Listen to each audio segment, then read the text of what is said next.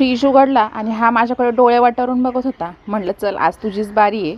मग काय घेतला फ्लॉवर आणि लागले कामाला. मसाल्याच्या डब्यामध्ये मसाले पहिले काढून घेतले. एका साईडला तोपर्यंत टोमॅटो कांदा वगैरे चिरूनच ठेवलं होतं. मग काय दिली पटकन फ्लॉवरला फोडणी.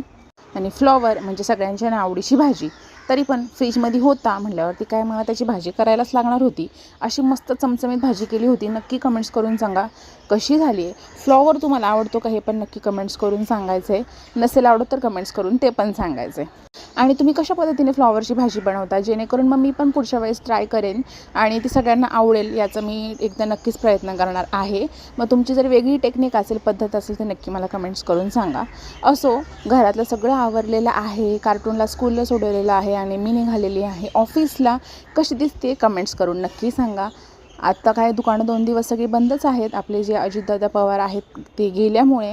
तर तुमच्या इथे पण सगळं बंद आहे का नक्की कमेंट्स करून सांगा. आणि अशाच छान छान व्हिडिओ बघण्यासाठी मला नक्की फॉलो करा. थँक्यू. बाय.